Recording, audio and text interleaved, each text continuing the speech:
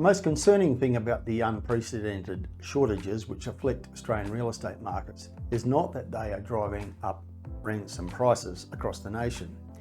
Alarming though that is for tenants and for first-home buyers, the truly concerning thing is the myriad ways in which our elected representatives keep making those problems much worse. Every time a state or territory government passes legislation or announces a policy move or hands down a budget which impacts on the rental shortage or housing affordability issue, they make it worse, not better. This is the unsung scandal of Australian politics, that at a time when the cost of living is such a big issue for so many people, the biggest single cost in the budget of most households, which is the cost of accommodation, keeps getting worse because our politicians keep making decisions that make it more and more costly. In recent weeks, we've witnessed the delivery of the federal budget and state and territory budgets, and there's not a single measure in any of those budgets which deals with the high cost of building and buying houses, or with the chronic shortage of rental properties which is causing residential rents to rise and rise. But there are numerous measures in those state and federal budgets which directly and indirectly make those core housing issues worse. And the big spending, pre-election vote buying handouts of some of those budgets have added fuel to inflation, which is likely to keep interest rates higher for longer. If Australia had a news media worthy of its place in society, there would be headlines screaming about this every single day. What we do have every day is articles and commentary reminding us that there's a shortage, yes. Items on the plight of tenants, yes, and on the lack of affordability in real estate, definitely. But there is little or no coverage with steady flow of measures from politicians which continue to make all those problems worse.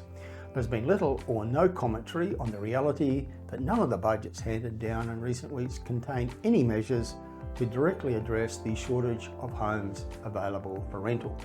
Some state budgets have policies to build more social housing over the next 4 to 5 years, but nothing to address the immediate shortage of tenancies. There's not been a single measure to provide encouragement or incentives to the people who provide over 90% of the homes that people rent, and that's private mum and dad investors. What there has been, notably in the state budgets from the governments of New South Wales and Victoria, and in other policies they have announced in other ways, is a series of measures which increase the costs on the people who provide the product that's in short supply, particularly with new or increased taxes. The industry has sought to warn governments that measures like these will likely worsen the dire shortage situation by forcing owners of investment properties to sell up, or further worsen the plight of tenants by forcing landlords to increase rents. Investor owners have experienced massive increases in their costs recently, with higher interest rates, higher council rates, higher insurance premiums, higher maintenance costs, and in the case of Victoria and New South Wales, major hikes in land tax and other taxes. This has meant that rental properties that previously paid their own way are now in a serious loss situation. This forces owners to either sell or increase the price of the product they provide, which is a home for rent. Victoria has exacerbated the problems in that state by introducing new requirements on the standard of the dwellings, which will force owners to spend between $5,000 and $10,000 on upgrades. This will tip many owners over the edge and force them to sell, and their tenants will lose their homes. This is already happening. A new report has found that over 3,000 investors sold their Melbourne properties in May alone, and across Victoria almost 4,000 rental properties are listed for sale according to Suburb Trends. And given the strong anti-investor stance of the Victorian State Government, the properties being sold are unlikely to be bought by other investors, so they will be lost from the pool of rental properties, and vacancy rates will continue to fall, which puts further upward pressure on rents. One of Australia's most respected property analysts, Simon Presley of Propertyology, has said his business will not recommend Victoria to investors until there is a change in attitude from the state government.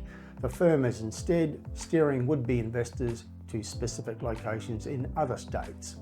He has warned that the lack of new investment in Victoria has made the situation for tenants ugly.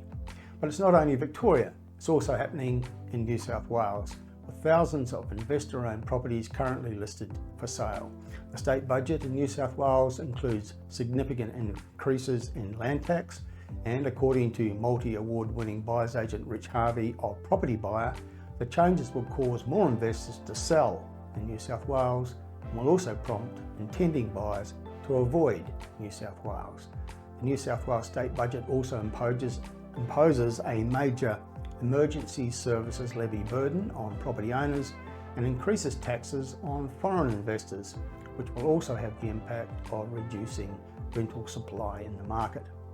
Now, the Property Council said that the New South Wales budget bombshell beggars belief.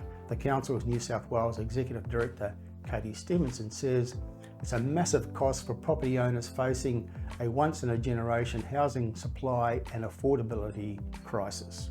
The Australian newspaper's wealth editor, James Kirby, commented that Sydney's prime position as the nation's hottest property investment market is now in jeopardy, with investors likely to be driven away from the city. The national president of Pippa, Nicola McDougall, said about New South Wales, this has come out of nowhere. It's going to drive rents higher and it's going to force investors to sell up, just like it has in Melbourne. I really wonder, she says, does the New South Wales government understand this? And my answer would have to be, well, no, they really haven't got a clue. Or if they do understand, they don't care about the plight of the 1/3 of households in New South Wales who rent their accommodation. In Queensland, where the state government faces an upcoming election, the state budget has thrown lots of electioneering cash at Queensland families, helped them pay increasingly high electricity bills and for car registration fees, and there was a renters relief package, but there was nothing to increase the supply of rental properties or to reduce the cost of building new homes. The Queensland budget stated the ridiculous objective of building 1 million new homes by the year 2046. Ridiculous because it's based on the current government remaining in power for the next 22 years, and the polls suggest they won't survive in government beyond the state election in October this year. And like other states, Queensland has slugged foreign investors with higher taxes, which will have the impact of further reducing rental supply and preventing the construction of major apartment buildings. And so, in these various ways, the process continues. The rental shortage has been created from years of politicians discouraging, demonising and disincentivising investors, and they continue to make the situation worse for tenants with ongoing measures which punish investors and exacerbate the shortage. The high cost of building new homes, whether they be houses or townhouses or apartments, has been largely, though not entirely, caused by imposts from various levels of government, including local councils, but in particular by state governments. They keep changing the guidelines in ways that adds to the cost, and they keep slugging builders and developers with taxes, fees and charges, as well as mind-numbing bureaucratic delays, which also add to the costs in times of high interest rates. Result is that the standard house and land package is so costly as to be increasingly unaffordable for young buyers. They keep adding more and more layers of cost, including the new construction code, which adds up to $40,000 to the cost of building a standard brick and tile house. As a society, we should be outraged by this. Our elected representatives have made housing increasingly unaffordable, both for purchase and for rental, and each passing month they make it worse while blaming others for the problems.